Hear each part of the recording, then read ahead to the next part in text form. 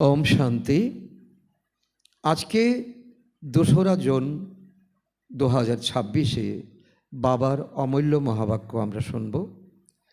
আজকের এই মহাবাক্যের সার হিসাবে বাবা বলেছেন, অসীম জগতের একমাত্র আত্মিক পিতা তথা পরমপিতা পরমাত্মা নিজের পরিচয় দিয়েছেন, পরিচয় দেওয়া হয়েছে, যিনি সকল আত্মার বাবা এবং ওনার থেকে আমরা উত্তরাধিকার প্রাপ্ত করি এবং তিনি জ্ঞান প্রদান করে আমাদের রাবণ রাজ্য থেকে অর্থাৎ দুঃখ ও অজ্ঞানতার যুগ থেকে রাম রাজ্যে অর্থাৎ সুখ ও পবিত্রতার যুগে নিয়ে যান। এই মহান কর্তব্য তিনি করতে আসেন। মানুষ ভক্তি মার্গে ঈশ্বরকে স্মরণ করলেও প্রকৃত জ্ঞান একমাত্র পরমপিতা পরমাত্মাই প্রদান করেন। তিনিই জ্ঞানদাতা। আত্মারা 84 জন্মের চক্র অতিক্রম করে এবং এই চক্রের জ্ঞান লাভ করলে ভবিষ্যতে 21 জন্মের জন্য সুখ, শান্তি ও রাজ্যভাগ্যের অধিকারী হয়। বাবা শেখান যে বাচ্চারা গৃহস্থ জীবনে থেকেও কমল ফুলের মতো নির্লিপ্ত ও পবিত্র থাকা সম্ভব। তোমরা সন্ন্যাসীদেরকে এই তোমাদের শক্তিকে জানিয়ে দাও। বাহ্যিক সাজসজ্জার চেয়ে জ্ঞান শৃঙ্গারই শ্রেষ্ঠ। বর্তমান কলিযুগ তমপ্রধান ও দুঃখময় হয়ে গেছে, আর সত্যযুগ ছিল সম্পূর্ণ পবিত্র ও সুখময়। শীঘ্রই পুরানো বিশ্বের বিনাশ ও নতুন স্বর্গীয় বিশ্বের প্রতিষ্ঠা হবে। তার জন্য আমরা পুরুষার্থ করছি। তাই মানুষকে জাগ্রত হয়ে ঈশ্বর প্রদত্ত জ্ঞান অর্থাৎ বাবা যে স্পিরিচুয়াল জ্ঞান দিচ্ছেন তা গ্রহণ করে দৈবী গুণ ধারণ করতে হবে, যাতে আমরা ভবিষ্যতে স্বর্গীয় রাজ্যের অধিকারী হতে পারি। আজকের মুরলীর এখন আমরা বিস্তারে শুনতে যাচ্ছি। ওম শান্তি। বাবা বলেন, মিষ্টি বাচ্চারা, তোমরা হলে আত্মারূপী পান্ডা।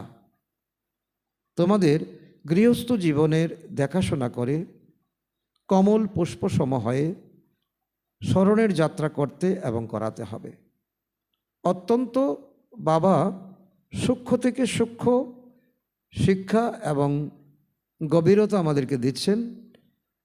বাবা বলছেন, তোমরা হলে সকলের উদ্ধারকারী, সকলের মুক্তিদাতা, আর তোমরাই এখন এই জীবনে, এই ব্রাহ্মণ জীবনে তা আচরণে এনে সকলকে বুঝিয়ে দাও যে গৃহস্থ ব্যবহারে থেকেও কমল পুষ্পের মতো পবিত্র থাকা যায়।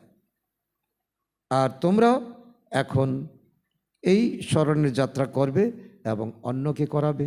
এর থেকে বড় যাত্রা দুনিয়াতে আর কিছুই হতে পারে না। দুনিয়ার সকল যাত্রা হলো West of time, West of money.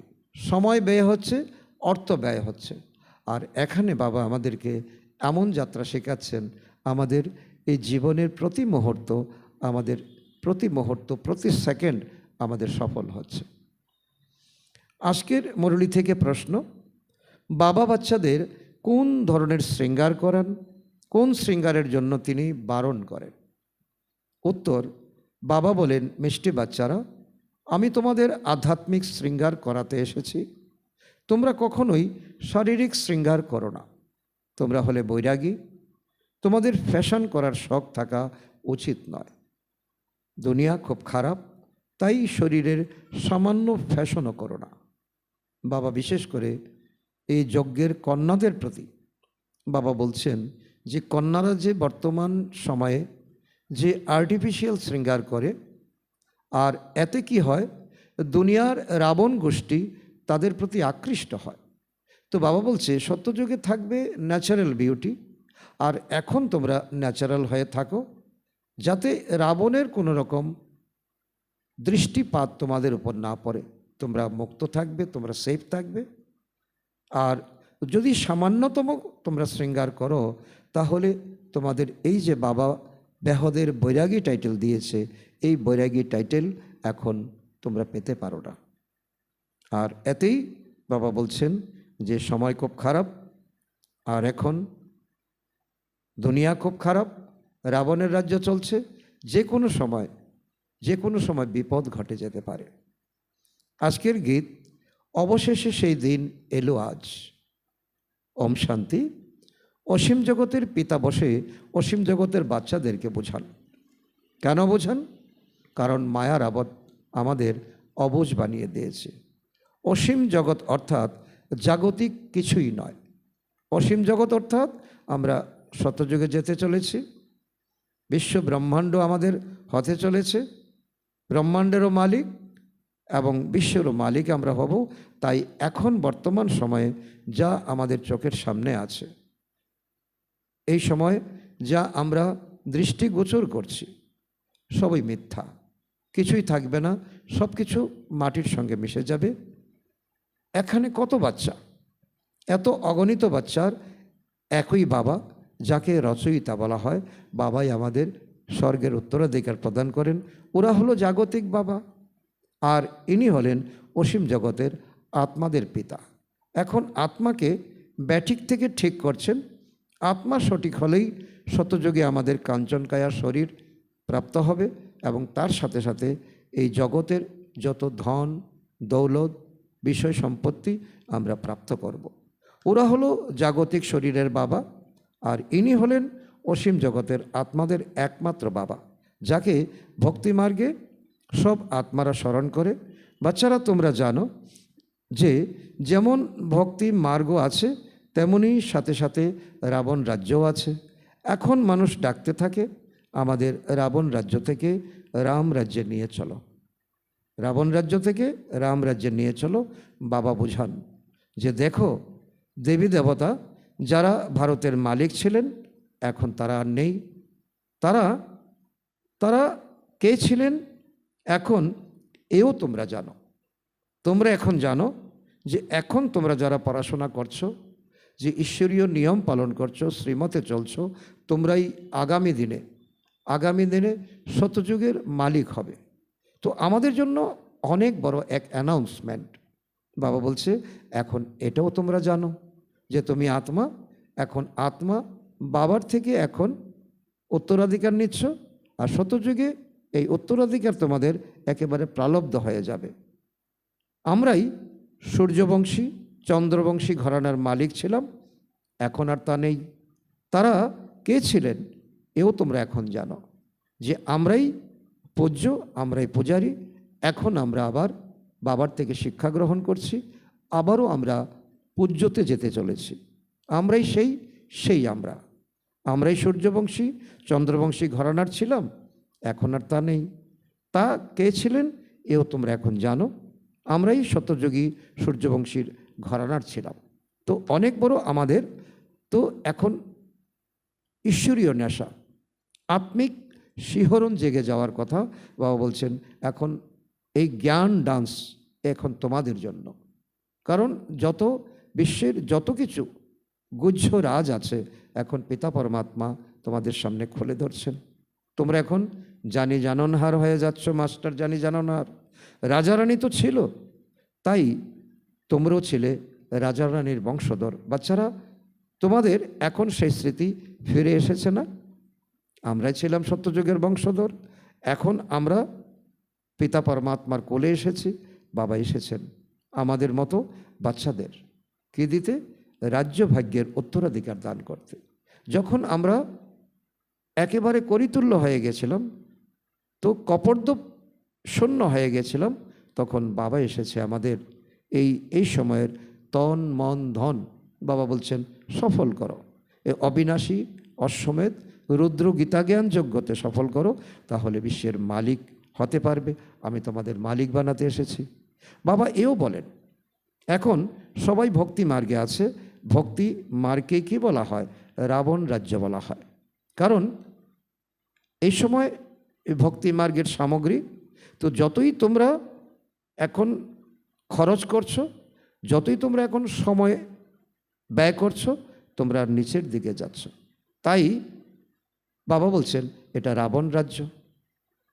বাচ্চারা, জ্ঞান মার্গ একমাত্র বাবাই তোমাদেরকে শেখান। এই সময় তোমরা জ্ঞান মার্গকে জানতে পারছো, ওই অসীম জগতের পিতাকে। পিতাকে ভক্তিমার্গে সবাই কিন্তু স্মরণ করে, কিন্তু পরিচয় তাদের কাছে কারো কাছে নেই। এখন তোমরা 21 জন্মের জন্য জ্ঞানের রাজধানী পাও, অর্থাৎ এখন জ্ঞান পাচ্ছ। এই জ্ঞানের সব শক্তি তোমাদের কাছে সত্যযুগে ত্রেতাযুগে প্রালব্ধ হয়ে যাবে। এই জ্ঞানের রাজধানী তোমরা প্রাপ্ত করছো। এরপর অর্ধেক কল্প তোমরা আর পিতা পরমাত্মাকে ডাকবেই না, হায় রাম, হে প্রভু, হে দয়ানিধি। তো এই কথা বলার আর কোনো দরকারই পড়বে না। দুঃখ থাকবে তবেই তো ভগবানকে ডাকবে। হায় রাম তখনই বলে যখন মানুষ দুঃখী হয়। তোমাদের ওখানে কোনো দুঃখই থাকবে না সত্যযুগে। এখন তোমরা এও জানো এই খেলাও বানানো আছে। অনেকে প্রশ্ন করবে যে কেনই আমরা দেবী দেবতা হব, কেনই আমরা অধঃপতনে যাব। তো বাবা বলছে যে এটাও ড্রামাতে লিপিবদ্ধ আছে। তোমাদের উত্থান এবং পতনের 84 জন্মের কাহিনী। অর্ধেক কল্প হলো জ্ঞানের দিন, অর্ধেক কল্প হলো ভক্তির রাত। এখন তোমরা সব রহস্য জানতে পেরেছ। ভক্তি আমাদের নিচে নামিয়ে দেয়। বাচ্চারা, তোমাদের বুদ্ধিতে অবশ্যই সিঁড়ির জ্ঞান প্রয়োজন, কারণ 84 জন্ম। কিভাবে তোমরা ওপরে ওঠো? জ্ঞানের মাধ্যমে, যোগ তপস্যার দ্বারা পরমধামে যাও, তারপর সত্যযুগে আসো, তারপর সত্যযুগে সিঁড়ি বেয়ে বেয়ে বেয়ে বেয়ে তোমরা দাপর কলিযুগ ক্রস করে তারপর তোমরা এখন সঙ্গম যুগে আছো। বাবা বোঝান, দেখো এটা একটা কাহিনী। তো এই হলো 84 জন্মের চক্র। এই চক্রকে জানলে তোমরা চক্রবর্তী রাজা হয়ে যাবে। তো আমাদের খুশিতে শিহরণ জাগা উচিত, তাই না? তাই বাবা চিত্র বানাচ্ছেন যাতে তো প্রমাণিত হয় আমরা এই চক্রকে জানলে 21 জন্মের রাজ্য ভাগ্য প্রাপ্ত করি। তো বাবা বলে কি, এখন এটা প্রমাণ হয়, সিদ্ধ হয় যে এই চক্রকে জানলে যখন তোমাদের নিশ্চয় হবে যে না, এটাই আমাদের জীবনের ইতিহাস, এটাই আমাদের জীবনের তো পূর্বের কাহিনী। যত তোমরা নিশ্চয় বুদ্ধি হবে ততই তোমরা এই ঈশ্বরীয় জ্ঞানের প্রতি আকৃষ্ট হবে, আর সত্যযুগের ত্রেতাযুগের রাজ্য ভাগ্য প্রাপ্ত করবে। 21 জীবনের গ্যারান্টি জীবন। এখন তোমরা অনেক হয়ে গেছো, কারণ ব্রহ্মা কুমার কুমারী এখন সারা বিশ্বে এখন অনেক হয়ে গেছে। তোমরা এখন অনেক বড় আধ্যাত্মিক শক্তির সেনা হয়েছ। তোমরা সবাই হলে পান্ডা, বাবাও পান্ডা। তো বাবাকে কি বলা হয়? গাইড। বাবা তোমাদেরকে আকর্ষণ করে, বাবা আগে আগে যাচ্ছেন, আর তোমাদেরকে দিয়ে এই সারা দুনিয়ার দুঃখী অশান্ত আত্মাদেরকে এখন একত্রিত করে। তো বাবা আগে আগে, তোমরা তার পিছে পিছে বাবাকে আকর্ষণ করে অন্যান্য আত্মা এখন পরমধামে যাবে, তারপর সত্যযুগে আসবে। পান্ডা শব্দটি হলো শুভ। যাত্রায় যারা নিয়ে যায় তাদের পান্ডা বলা হয়। যাত্রীরা যখন যায় তখন তাদের এক গাইড দেওয়া হয় যে এদের এইসব দেখাও। যখন যাত্রাতে যায় কোনো ইম্পর্টেন্ট প্লেস বা কোনো রাজার কোনো রকম রাজ্যের কোনো রকম ইম্পর্টেন্ট জায়গায় যখন নিয়ে যাওয়া হয় তখন একজন গাইড থাকে। তো গাইড ঘুরিয়ে তো সকলকেদেরকে বোঝায় এই ছিল রাজার এই জায়গা, এই ছিল রাজার ওই জায়গা। তো তীর্থযাত্রাতেও পান্ডাকে পাওয়া যায়। বাবা বলেন, তোমরা জন্মান্তর ধরে তীর্থযাত্রা করে এসেছো না? কোথায় গিয়েছো মানুষ? তোমরা অমরনাথে গিয়েছো, বদ্রীনাথে গিয়েছো, কেদারনাথে গিয়েছো। মানুষ তীর্থ করতে যায় পরিক্রমা করে, সেখানে গেলে সেই কথাই স্মরণে থাকে। ঘর বাড়ি কাজ কারবার সব কিছুই মন থেকে সরে যায়। এখানে তোমাদের বোঝানো হয়, এখানে তোমরা যখন রাজযোগ করছো, এটাই বাবা বোঝাচ্ছেন, তোমরা খরচ করে তো তীর্থে যাওয়ার কোনো প্রয়োজন নেই, সময় নষ্ট করার কোনো প্রয়োজন নেই। এখানে ঘরে বসে গৃহস্থতে থেকে কাজ কারবারও করতে থাকো, আবার এই গুপ্ত যাত্রাতে থাকো যে আমি পরমধামের বাসিন্দা, আমি এই সময় সঙ্গম যুগে এখন এই শরীর নিয়ে তো বাবার শ্রীমত পালন করছি। তো এই কত ভালো, তাই না? কোনো পরিশ্রম নেই, অর্থ ব্যয় নেই। যত বড় বড় ব্যবসায়ী করতে হয় তা করো, তাতে কোনো বাধা নেই, কারোর কোনো মানা নেই। নিজের রাজত্ব সামলাও। রাজা জনকও সেকেন্ডে মুক্তি পেয়েছিলেন। এমন নয় যে ব্যবসা করতে গেলে ব্যবসার মধ্যেই ফেসে গেলে না, টাইম টেবল করে ব্যবসাও করো আর ব্যাহদের বৈরাগ্য বৃত্তিতে থাকো।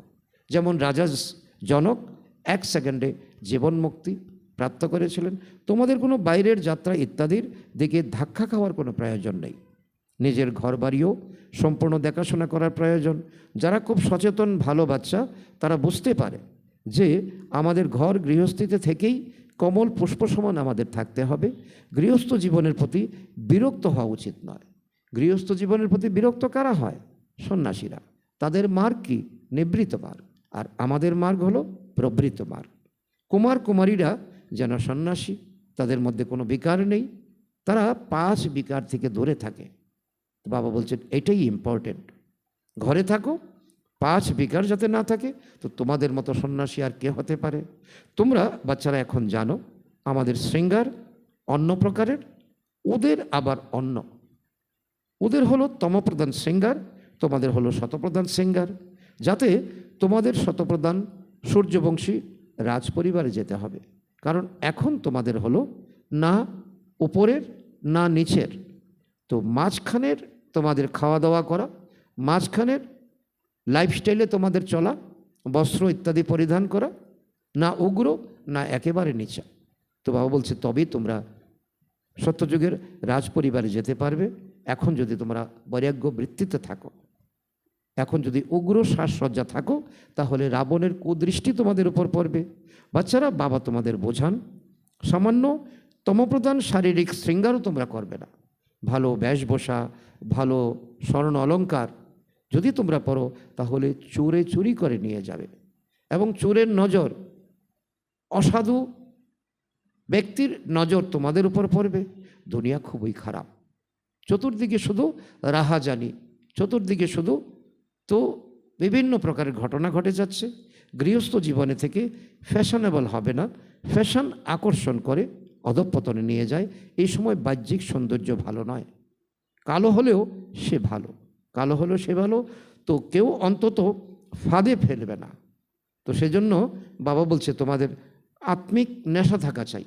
আমি কালো হয়েছি, ভালো ভালো, কারণ কোনো ব্যক্তির নজর পড়বে না আমার দিকে। আর আমি এই সময়ে তো বাবার প্রতি এখন আমি মনসংযোগ করতে পারবো।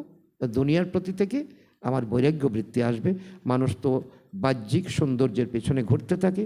কৃষ্ণকেও কালো দেখানো হয়, তোমাদের শিব বাবার কাছে সুন্দর হতে হবে। ওরা তো পাউডার ইত্যাদি দিয়ে সুন্দর হয়, কত ফ্যাশন, সে কথা আর জিজ্ঞাসা করো না। কত রকমের ফ্যাশন, কত রকমের পার্লার, কত রকমের বিউটি পার্লার বেরিয়েছে। তো বিত্তবানদের তো সর্বনাশ হয়ে যায়, গরিবের থেকে ভালো।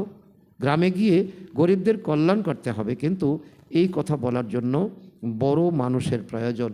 কারণ এই আধ্যাত্মিক জ্ঞান তোমরা 10 বার যদি বলো, তোমাদের কথা শুনবে না।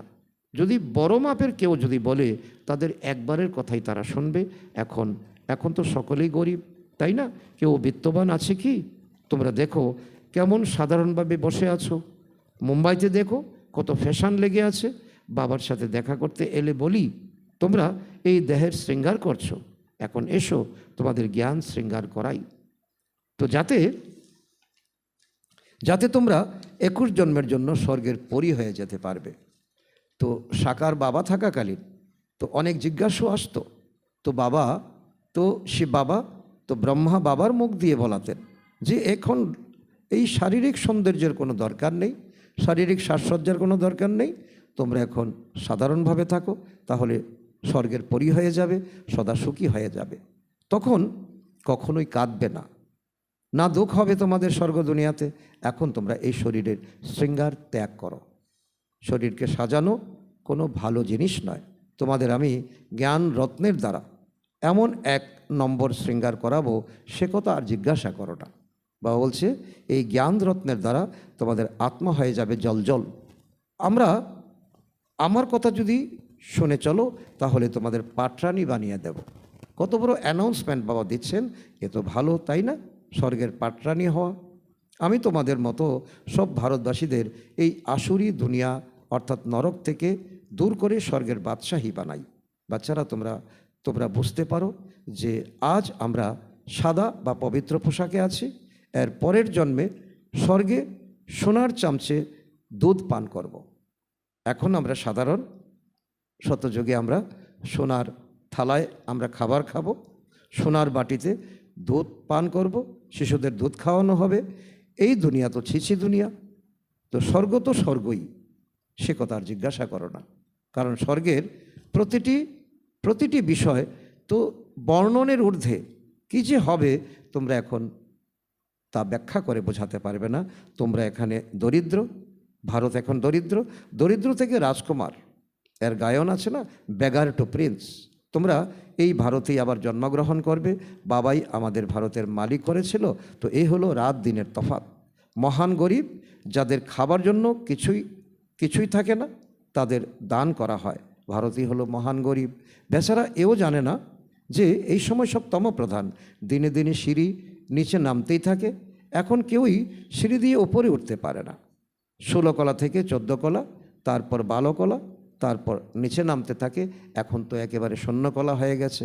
লক্ষ্মী নারায়ণও প্রথমে 16 কলা সম্পন্ন ছিল, তারপর 14 কলা নেমে গেছে, তাই না? তো এই তোমাদের অনেক বড় তোমাদের বাবা তোমাদেরকে এখন জাগ্রত করছেন, এও খুব ভালো। তো মনে করতে হবে সিঁড়ি দিয়ে নামতে নামতে সম্পূর্ণ পতিত হয়ে গেছে। এরপর কে স্বর্গের মালিক বানাবে? কেউ কি আছে এই হাল ধরার জন্য? এই হাল ছিঁড়ে গেছে, এই হাল কে ধরবে? এই ওয়ার্ল্ডের হিস্ট্রি জিওগ্রাফির পুনরাবৃত্তি হয়, এও সবাই বলে থাকে, কিন্তু এরপর কোনো হিস্ট্রি জিওগ্রাফি হবে এ কেউই জানে না। কারণ দুনিয়ার মানুষ এই দুনিয়া নিয়ে ব্যস্ত, মাটির নিচে যাচ্ছে, জলের নিচে যাচ্ছে, আকাশের উপর দিকে যাচ্ছে, কিন্তু এর পরবর্তী ইতিহাস কী হতে চলছে এটা কেউ জানে না।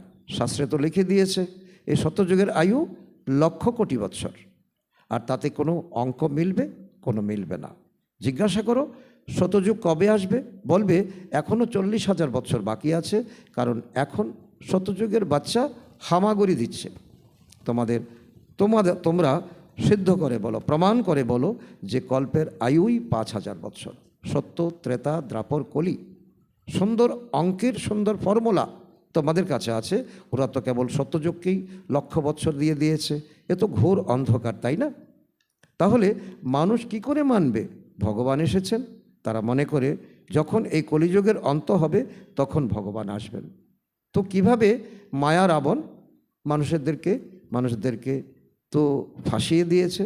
তোমরা বাচ্চারা এখন এসব কথা বুঝতে পারো। বিনাশ সামনে উপস্থিত, বাচ্চাদের বোঝানো হয় যে বিনাশের পূর্বে বাবার থেকে উত্তরাধিকার নিয়ে নাও। কিন্তু মানুষ কুম্ভকর্ণ নিদ্রায় নিদ্রিত হয়ে আছে।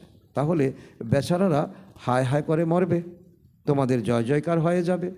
যারা মনে করে যে কলিযুগের আয়ু আরও 40,000 বৎসর বাকি আছে, তারা অন্তিম সময় হায় হায় করবে, আর তোমাদের জয় জয়কার হবে।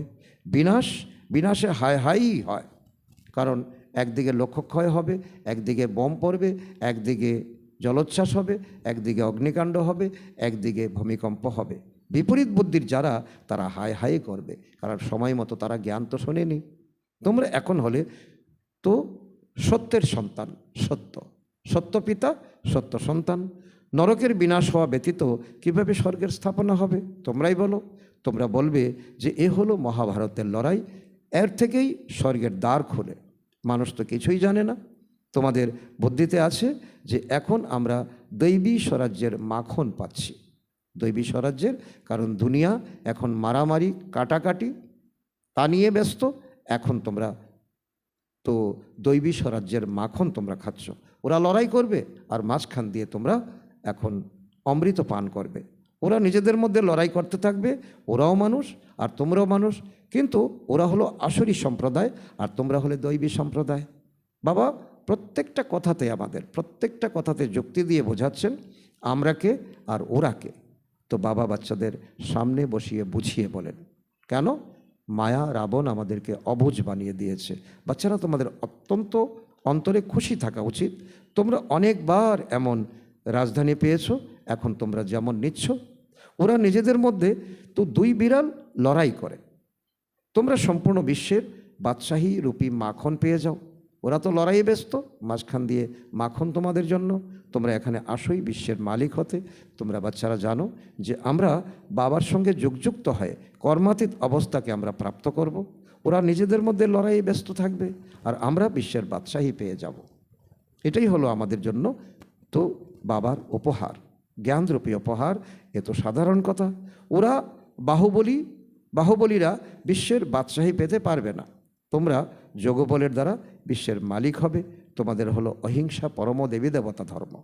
দুই হিংসা ওখানে থাকবে না। দুই হিংসা বলতে কামকাটারি হিংসা সব থেকে খারাপ, যা তোমরা আদি মধ্য অন্ত তোমাদেরকে দুঃখ দিয়েছে। আরেক হলো কাউকে শারীরিকভাবে দুঃখ দেওয়া, মেরে পিটে খুন করে। তো বাবা বলছে তো এই কেউই জানে না যে রাবণ রাজ্য কবে হয়। এখন ডাকতে থাকে, হে প্রভু, হে পতিত পাবন, তুমি এসে আমাদের পবিত্র করো। তাহলে অবশ্যই কখনো পবিত্র ছিলে, কখনো শোক ছিল, তোমাদের শান্তি ছিল, তাই না?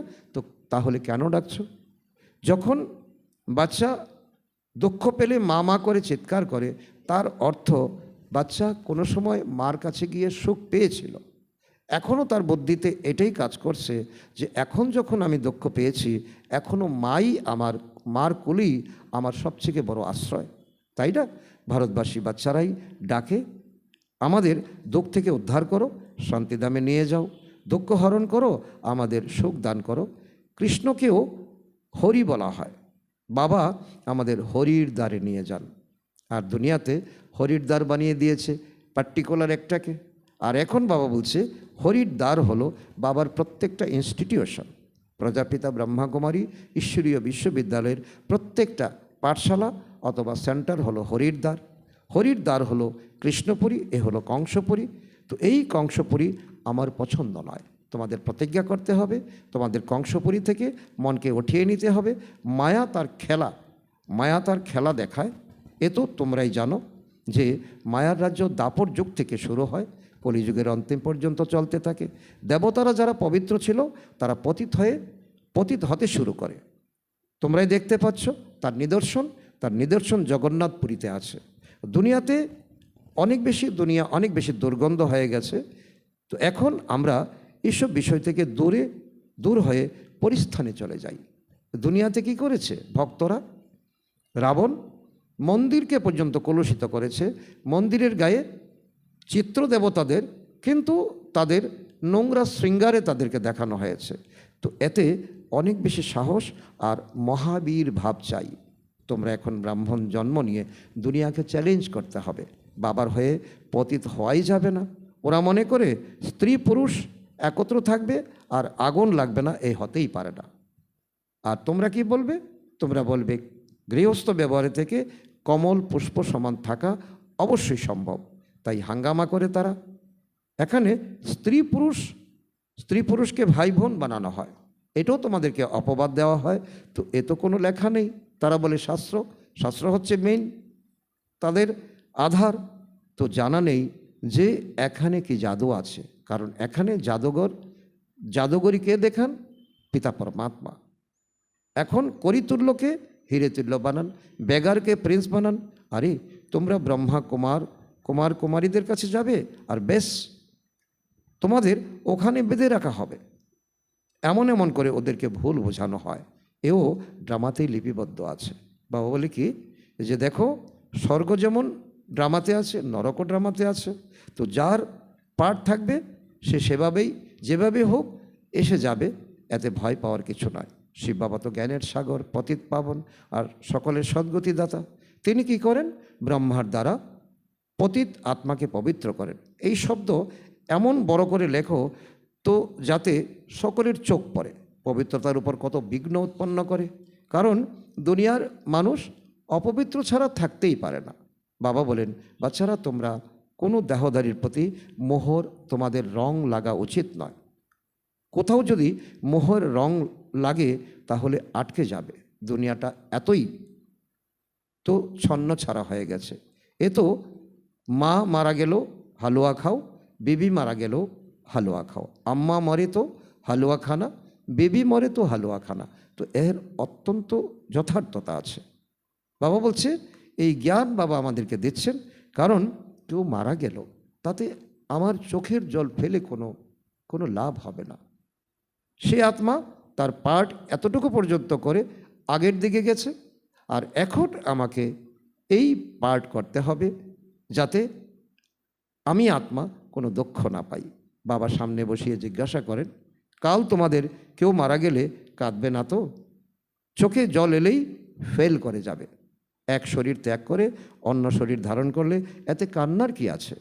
অন্য কেউ শুনলে বলবে, তো মুখে তো ভালো কথা বলো, আর আরে ভালোই তো বলি, সত্যযুগে কোনো কান্নাকাটি থাকে কি? থাকে না।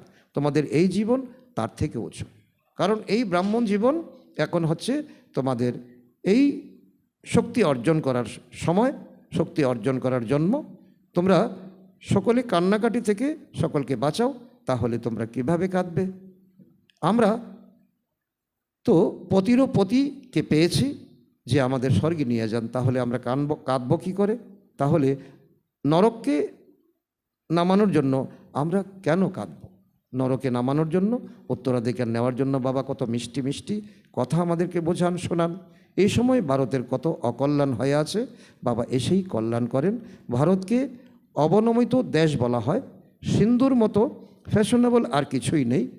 তারা বিলেত থেকে ফ্যাশন শিখে আসে। আজকালকার মেয়েরা চুলের সৌন্দর্যের জন্য কত খরচ করে। এদের বলা হয় নরকের পরী। বাবা তোমাদের স্বর্গের পরী বানান। ওরা বলে আমাদের জন্য তো এই স্বর্গ, তো এই সুখ তো নিয়ে নেই, কাল কি হবে তো আমরা কি জানি?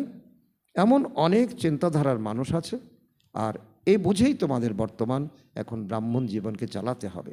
আচ্ছা, মিষ্টি মিষ্টি হারানিধি বাচ্চাদের প্রতি মাতা পিতা বাপদাদার স্মরণের স্নেহ সুমন আর সুপ্রভাত। আত্মাদের পিতা তার আত্মারূপী বাচ্চাদের জানাচ্ছেন নমস্কার। আমরা আত্মারূপী সন্তানরা আমাদের মাতা পিতা বাপদাদাকে জানাই স্মরণের স্নেহ সুমন, সুপ্রভাত ও নমস্কার। ধন্যবাদ বাবা, ধন্যবাদ। আজকের মুরলী থেকে ধারণার জন্য মুখ্য সার: 1 নম্বর, প্রকৃত আত্মারূপী পাণ্ডা হয়ে সবাইকে ঘরে যাওয়ার পথ বলে দিতে হবে।